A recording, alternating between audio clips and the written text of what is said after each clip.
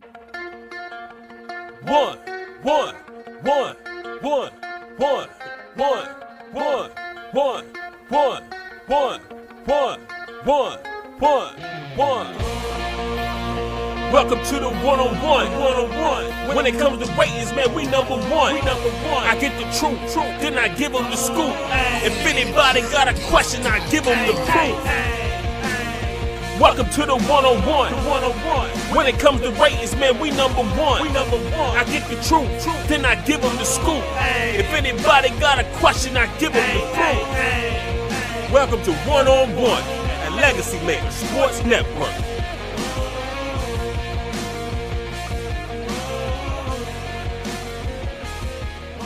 Ooh-wee! Welcome, ladies and gentlemen, episode 163 here on the Legacy Maker Sports Network, and of course, airing on the amazing Bowie Television.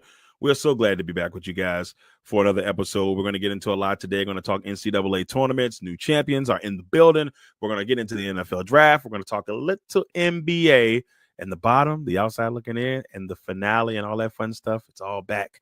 Of course, the top 10, which will be a little bit different than normal. We might as well call it a top 32 because we're going to talk the NFL draft in the top 10 this week because we're going to focus on those top 10. But with all that being said, I wanted to once again thank everybody for, tuning in. I hope you enjoy the show. Now, let's get into our, NCAA tournament coverage. First of all, a shout out to the new national champions on the women's side of things. We got the UConn Huskies defeating South Carolina 82-59. And, what was so impressive about this tournament run for UConn? UConn went in here and said, hey, look, we know you guys think that, we're not the same UConn. And, maybe, we hadn't won a national championship since 2016. But what they did was they dominated. They went into this tournament and they absolutely dominated. There was not one point during this tournament or in one game, I should say, in this tournament where UConn any of the UConn games were in single digits at the end of that game. I'm going to read off a couple of scores here. They take on Arkansas State. They win 103-34. Almost win by 70-something points. It's crazy work. Then they beat San Diego State 91-57. They beat Oklahoma, the 3 seed, 82-59, which is ironic because that's the same score that you see. They beat the number 1 seed, South Carolina. They also beat USC. Now, a lot of people, including myself, think this could have been a different outcome.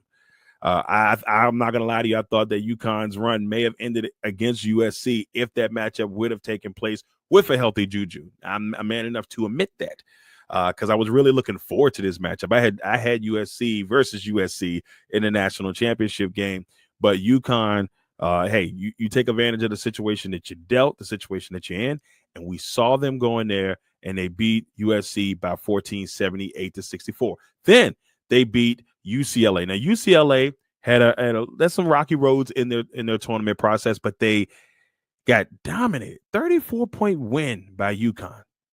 34-point win by UConn in the Final Four, and then of course beating legendary coach Don Staley and Gino Omarilla. Once again, he's got to be happy. Gino has done some really good things as a head coach. 12 national championships for the UConn Huskies. This is their first one since 2016.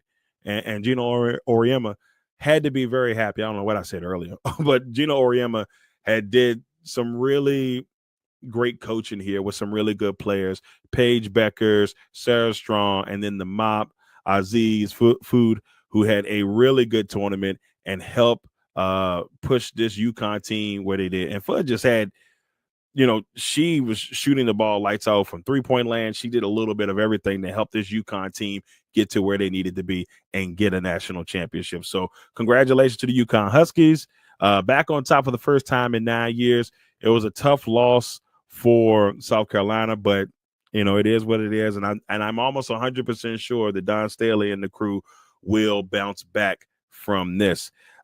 This was the third straight year that a UConn team won a national championship. The men won the two previous tournaments on their side in 23 and 24 didn't win it this year. They would fall to a eventual national champion this year, Florida.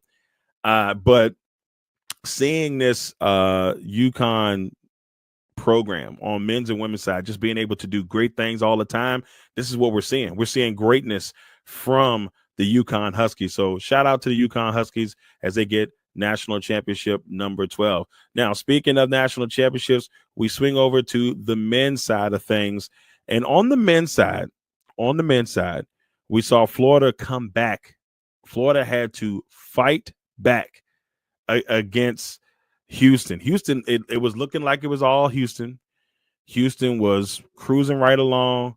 A strong comeback by Florida, and most outstanding player in that tournament for them, Walter Clayton Jr., who averaged 22.3 points throughout the tournament and just really had a amazing tournament. They end up finishing the season 36-4, and they were able to go in there and win their third national championship since the days of Joakim Noah, and I believe Al Horford was on those teams. So it's been a while since the Gators were able to taste national championship glory, which I believe it was 2008, the last time they were able to taste that national championship glory. So congratulations to the Florida Gators.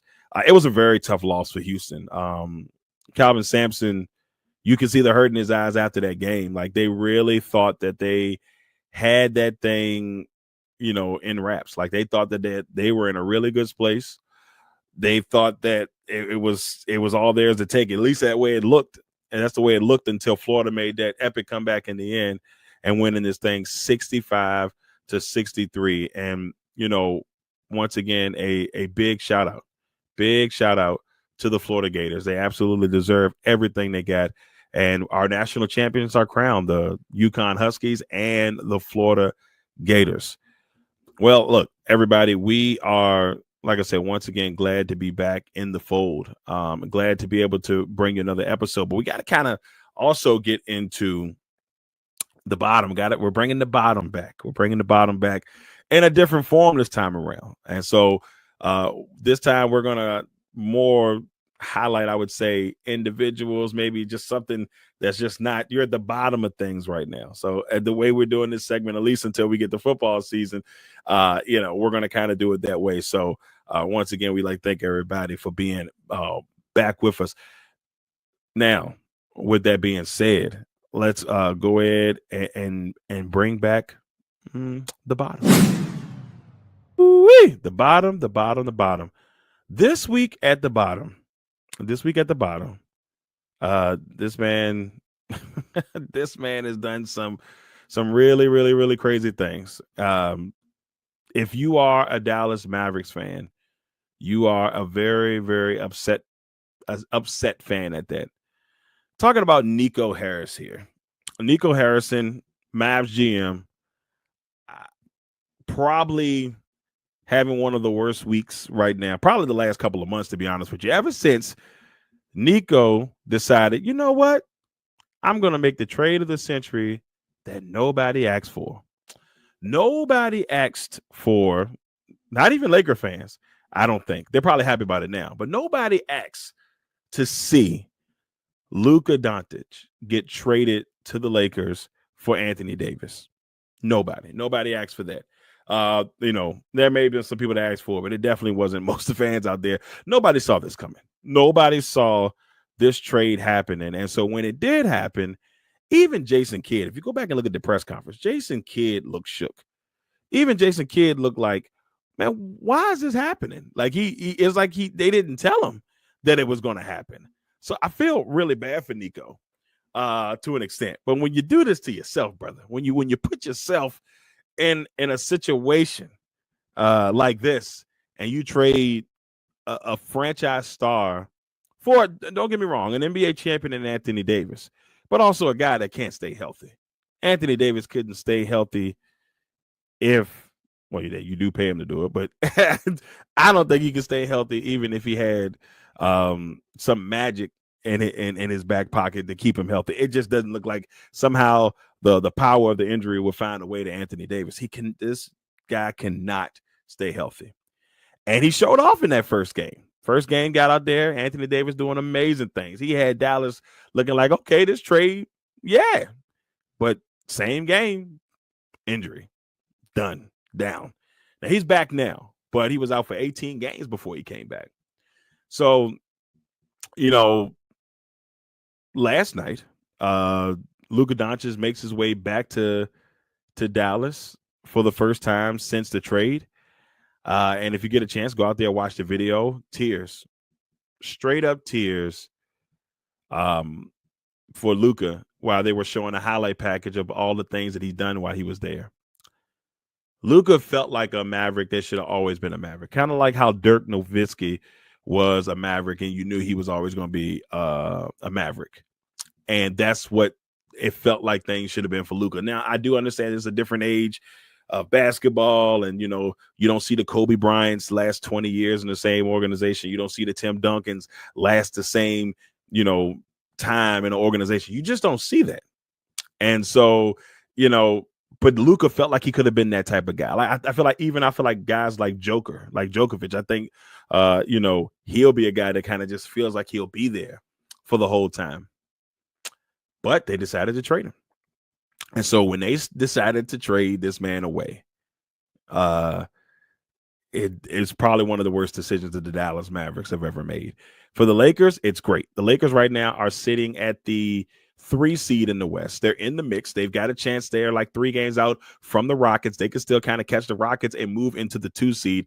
I believe, if I'm not mistaken, the Thunder have already locked in the 1 seed. So there's a battle for the 2, but the Rockets have played really good basketball.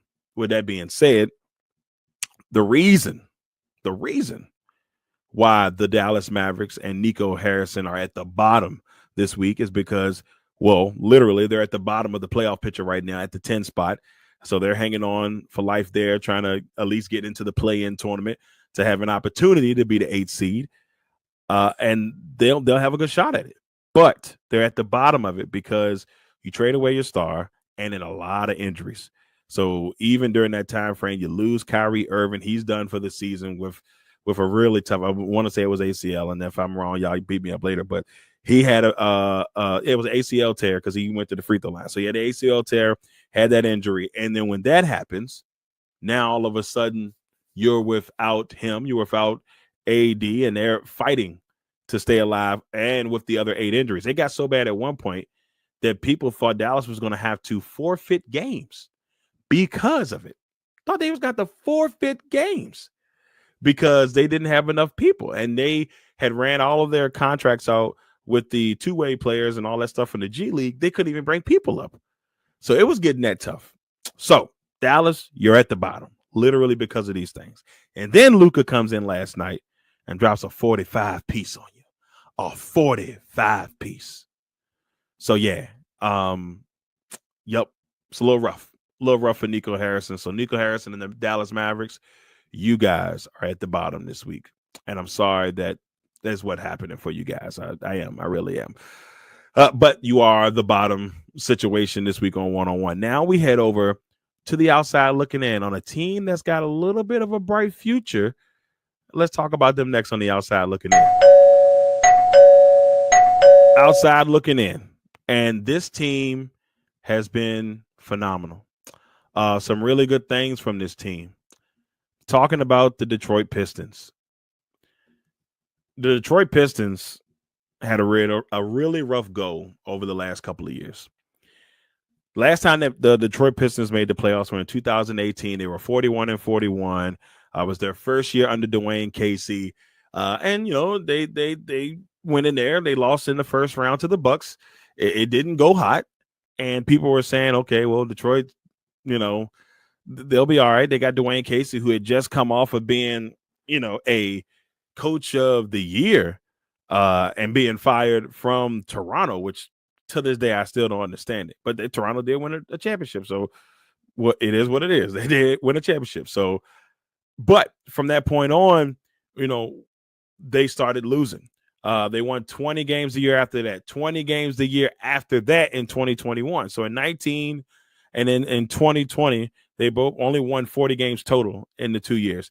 Then in 2021, this is the year they drafted the young man that you see to the right of me, and Cade Cunningham. They won 23 games. So a 3-game improvement with Cade Cunningham in the lineup. Then the following year, they drop, down, and they lose 6 more games. So they go 17-65. And then they get even worse last year, and they go 14-68. So things were not looking good for the Pistons. Not at all. They moved on last year to Monty Williams as their head coach. They fired Dwayne Casey after 4 terrible losing seasons there. And I'll be honest with you, I don't know if it was all Dwayne Casey's fault. I don't know if he had the pieces. Whatever it is, it was bad. So even with that being done, you see it didn't look like things were on the up and up for Detroit. Like I say, even when Monty Williams came in, they lost 3 more games. But this year, different story. And it's led by the man to my right, Cade Cunningham. 25.9 points per game, 6.1 rebounds, and 9.1 assists. Every time I look on a stat sheet, this young man is killing it. When they drafted him number 1 overall, people thought, after those first couple of years, maybe it was a mistake. He'll never be what they want him to be. Here in this is year 4 for him. We have seen the complete opposite. He has been absolutely amazing. Along with great teammates, and it's a good mix. It's a really good mix for the Pistons. You've got veterans like Tim Hardaway Jr. on this team to kind of help bring things along, and then you have some young guns and Isaiah Stewart. Now this team just got into a whole fight the other day with the Timberwolves, but they got guys like Stewart and Jaden Durant, and they got good pieces to go along with this team. So it's a really good thing right now for Detroit. What makes it good, they're the 6th seed. They are the 6th seed in the East. They're 43-36, 7 games over 500, and they're playing really good basketball, and that's why they're on the outside looking in of a franchise that can make the move from where they were terrible to right now being a team that has a good amount of great young players that could be that next team to take a leap in the Eastern Conference. Like, it kind of reminds me of the Sixers, where they were trying to trust the process and get things going there, and that's what they did. I mean, guys like Cade Cunningham, Jalen Duran, Asur, now we could be saying Asar, one of the Thompson twins. We're going to call him A. A. Thompson, Malik Beasley, Dennis Schroeder, veteran point guard. You bring him in. Jaden Ivey, who they drafted a couple years ago. Tobias Harris, Isaiah Stewart. And I talked about Tim Hardaway Jr. They got Marcus Sasser coming off of the bench, kind of in their bench depth, a guy who led the nation in scoring a couple years ago, who, came out of Houston. Good young team with a solid mix of veterans. And this is why I feel like the Detroit Pistons are the next team up. Like, they can be a team that really gives people problems here in the next couple of years. And it's going to be led by the young man on my right, Cade Cunningham. He is really becoming a superstar in this league. And once again, I got to give initially got to give a shout out here to Monty Williams. Monty Williams has pretty much won in every place he's been. Still feel like he got unjustly fired in Phoenix, but hey, that's not my call on that.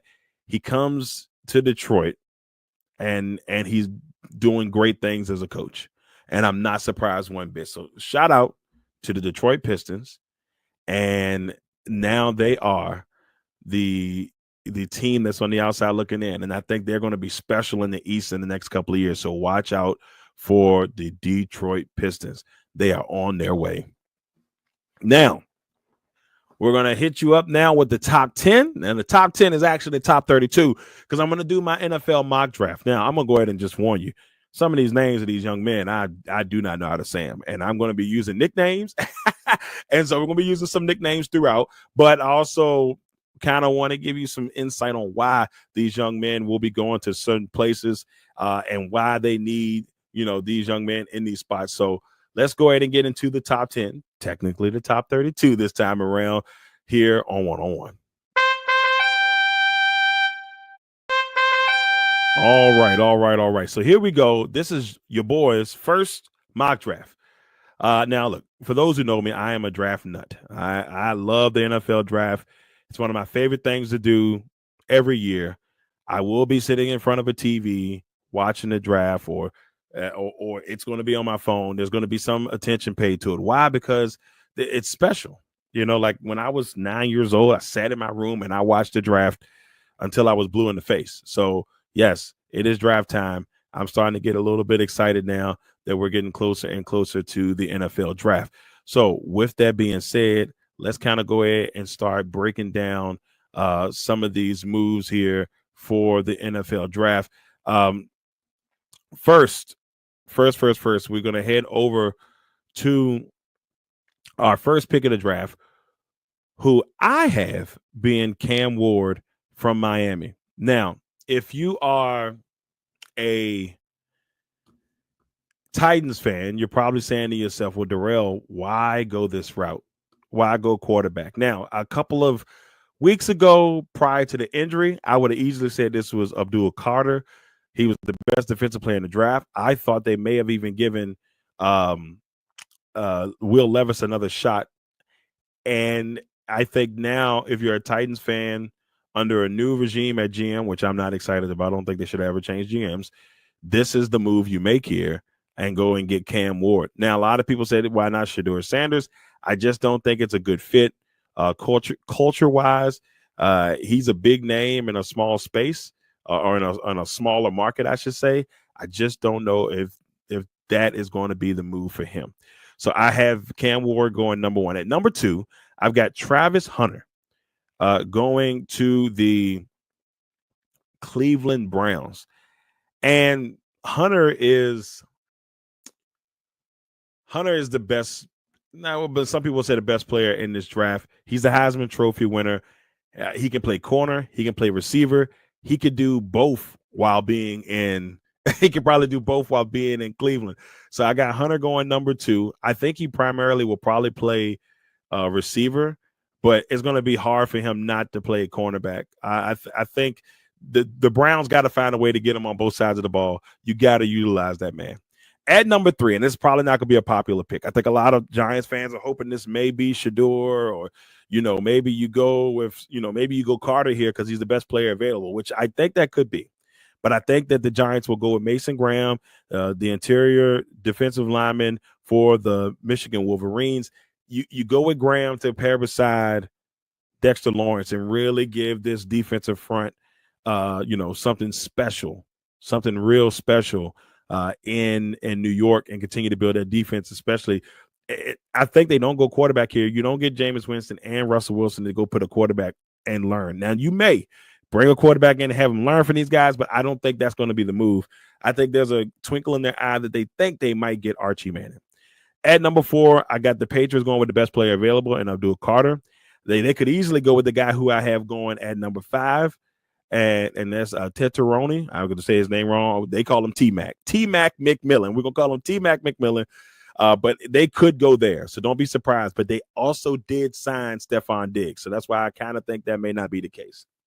Then we'll go to number six. We got Ashton Genty, the second runner-up in the Heisman Trophy, just ran his butt off this year for Boise State. I have him going to the Raiders. This also is a spot that I think could go to Shedeur Sanders, even with them signing Geno. They did sign Geno for 2 years, and they could bring in Sanders and have Geno mentor him. But I still feel like, that's just something that you got to be aware of. At number seven, I got the Jets taking Tyler Warren. Now, my man Rich Eisen, one of the greatest of all time, he is all about having Tyler Warren in New York. They definitely need a tight end that can come in and do some really, really good things, and I think he will be that guy. At number eight, Mike Green, the edge rusher for Marshall, formerly of UVA. I think the Panthers will just try to get somebody in there to kind of bolster their defense, and they definitely need an edge rusher. At number nine is where I have Shedeur Sanders going to the Saints. I've been a lot of buzz in this last couple of weeks about him potentially. If he drops further than they think he will, Saints will be one of those teams that kind of grab him. And I think this is the case for me because if you got Derek Carr there, but I don't think he's the long-term future. And I think Kellen Moore will probably drool at the opportunity to train and Sanders and keep them in the same colors. Why not? Then I have the Bears taking Malik Starks from Georgia to safety. I think they're just going to bolster up that defense and get as good as they possibly can there.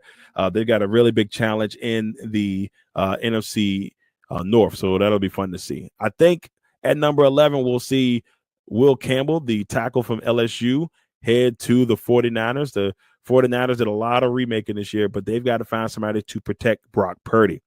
At number 12, I got Omarion Hampton, the running back from North Carolina. Now, if Genty is still there, I feel like Genty will be the pick. But if he's not still there, then ta-da, there you go. So I got the Cowboys picking a running back there at 12. At 13, and I'm going to destroy this, Armand Membu, tackle from Missouri. And that's another situation where the Dolphins need somebody to come in and block for Tua and keep that man upright. At 14, I got a tight end going to the Colts and Colston Loveland. So they need a tight end badly and somebody to potentially catch balls from Daniel Jones or Anthony Richardson. I don't know what they got going on. I don't know what they got going on in Indianapolis. At 14, I got the Atlanta Falcons picking Luther Burden, the third receiver from Missouri. They need a receiver to kind of go alongside Drake London, another big time weapon there. Yes, they do have Kyle Pitts. Yes, they got Bijan Robinson, but why not grow? Why not get another piece there? I got them going receiver at number 15. At 16, I got Kenneth Grant, the defensive lineman from Michigan. This will be the third Michigan player off the board, going to Arizona to help out on that defensive line there and keep things going for Coach Gannon. Now, switching over to the next part of the draft, at 17, I got Jahad Campbell, the linebacker from Alabama. Now, they need defensive help, and they need it bad. And so they could go a couple of different routes here, so don't be surprised. But I went with the linebacker position, and I went with Jahad Campbell from Alabama at 17. Here's a name I'm going to destroy. At 18, for Boston College, Donovan Izuruku. I know that's wrong. but we're going to get Seattle some more defensive talent, and I know that Coach McDonald will do whatever he can to get that young man out there and growing. He's a great defensive coach, great defensive mind, and I think he can help that young man grow. At 19, Jahdae Barron going to the Buccaneers, who've lost some cornerbacks here in the last couple of years on and off, but and this is another team that can go a multitude of different routes, but I think they go cornerback on this one. At 20, we got the Broncos. The Broncos are a team that also need a running back. With Javonte Williams heading to Dallas, they could go running back here. So I will also tell you, watch out for guys like Henderson, and I would even say my man Scatterboo from down in Arizona. This is another guy you might want to peek at and say the possibility, maybe even Juggins. So there could be another running back that sneak in. If it does, this will be the spot. But I got Matthew Golden, wide receiver, 5'11", speedster. He will help Cortland Sutton really get things going in Denver and give Bo Nix another target. At 21, Jalen Milroe. The Steelers may move up for a quarterback depending on this Aaron Rodgers situation, and they may not. But I think they go quarterback here because they don't know how long Aaron Rodgers will be in the mix. And I think that's why they go that route. So you kind of just don't be surprised if Pittsburgh goes quarterback at 21. Or if they trade down. And that could be something that happens. At 22, I got Emeka Egbuka. I know I said that wrong. Ibuka from Ohio State. Now, he is a really, really solid receiver, and they need receiver help, and they need it bad. They did re-sign Mike Williams, but Mike Williams stays injured. I don't know if that's going to be the answer. They need more power at receiver. Quentin Johnson had a solid year. They drafted him a couple years ago. He had a solid year. He was starting to grow. They also had Ladd McConkey, but you want to continue to build that receiving core. And yes, they're young guns, but they made the playoffs last year. So we'll see what happens. At 23, I got the Green Bay Packers going with cornerback Will Johnston. With the uncertainty of what will happen with Jair Alexander and them losing Eric Stokes. Yes, they did pick up Hobbs from Oakland, or not Oakland, but from Vegas. So they did pick him up. But you're going to need somebody there, and I think they're going to want to grow some young corners. So I'm going to go Will Johnson. He's 6'2". He's great in the zone, maybe not so hot in man coverage, but he will be a really good piece for the Packers. At 24, I got Walter Nolan, the interior defensive lineman, coming from Ole Miss, going to Minnesota. I think, Minnesota wants to continue to improve that really good defense from last year. And especially with McCarthy, you want to make sure that you don't have any problems defensively at all. All right, now here's another fun one. At 25, Elick Ayo Minor. It's a fun one. But there's another great young receiver out of Stanford, and I think that Houston could really use it, especially losing Stephon Diggs, who you only have a half of the year before he got hurt with the ACL. Then you lost Tank Dell to an injury. They need receiver depth, and they need a lot of it. Even with Nico Collins there, they need more help there. Now, at 26, I got the Rams taking Josh Simmons, the tackle from Ohio State. Simmons is a monster, and he's going to be a really good pick. This is also a pick that I think the Packers could go with, to help boost their offensive line and protect Jordan Love. So don't be surprised if that is the case. But I like what the Rams have done over the last couple of years. They've got some really good young offensive line. My man, Steve Avila, he's been doing some really good things. He was a little nicked up last year, but I think they continue to build that line and protect Matthew Stafford. At 27, James Pierce Jr. This guy, edge rusher from Tennessee, feels like a Raven. He feels like a Baltimore Raven. I think that's the route they go, and I know that the Ravens will turn him into a star. I just feel it. So if he goes to Baltimore, watch out for James Pierce Jr. At 28, the Lions, I got Jalen Walker, linebacker. They want to continue to boost that linebacker core. And the Lions, who are a team that were disappointed after losing to the Commanders in the divisional round, they want to continue their winning ways, and Jalen Walker will be a guy that can help them do just that. At 29, we've got the Washington Commanders. Now, the Commanders could go a couple of different routes. I can see the Commanders, potentially going running back here. This is another one of those spots where we may have multiple running backs in the first round. So don't be surprised if that's something that happens here. But they could go running back here. If that's the case, maybe, Henderson from Ohio State, maybe Juggins from Ohio State. I feel like Henderson would probably be the one, though, if they made that leap and go running back in the first round. But I'm going with Siobhan Revell, Jr. from East Carolina, the cornerback. This guy, 6'3", he's an excellent cornerback, and he would be absolutely great in that Joe Witt defense. So I'm going Revell, cornerback, East Carolina, for the Washington Commanders. At 30, they got Mikael Williams, edge rusher from Georgia. They need an edge rusher in Buffalo. Once again, just trying to boost up that defensive line, and I like the move there for Buffalo if they can get a guy like Mikael Williams. At 31, the Kansas City Chiefs. I got them going with Kelvin Banks Jr., tackle from Texas. Biggest reason for it, you lose. They had injuries, problems at tackle last year.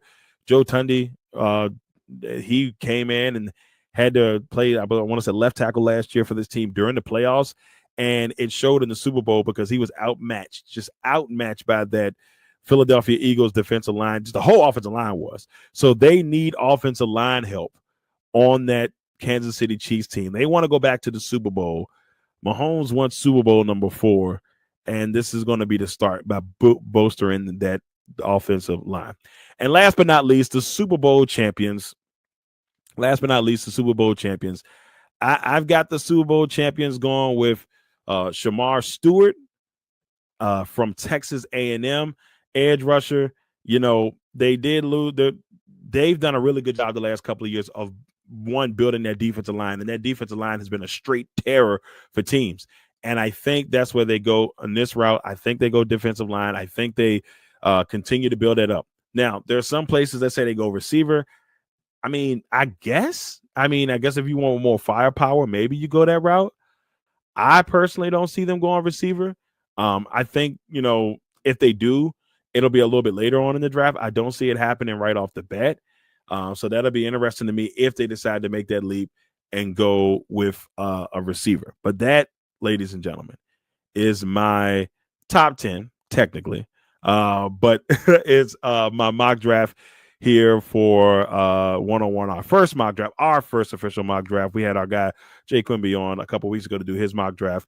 We've got Cody Stewart coming on next week to do his mock draft, and then we'll have Jay back on at the right before the draft, the day before the draft, to give his last mock draft here on 101. So we'd like to thank everybody for that, and appreciate everybody for tuning in and being a part of 101, and of course of also being a part of and joining us as viewers here on Bowie Television. Well, everybody, that is it for episode 163 here on 101. I hope you enjoyed the episode. For those who are watching on Bowie TV, if you want to watch the full version of this episode, make sure you tune over to our YouTube page. You can check it out on there, and you'll get a chance to go in there and watch the entire thing. So TV, we get a little bit of a shorter version, but you want the full version, go and check us out on the Bowie TV YouTube page. Once again, everybody, thank you all for tuning in. It has been fun to be back with you for another episode of 101. We'll see you next week for a special edition. We have Cody Stewart on here, one of the draft experts that I know closely. He's going to come in and be with us, and then we'll have Jay Quimby come in our last week to give you his draft analysis. Once again, everybody, thank you all for tuning in. This has been 101 here on the Legacy Maker Sports Network, and of course, airing on the amazing Bowie TV. We'll see you all next time. One.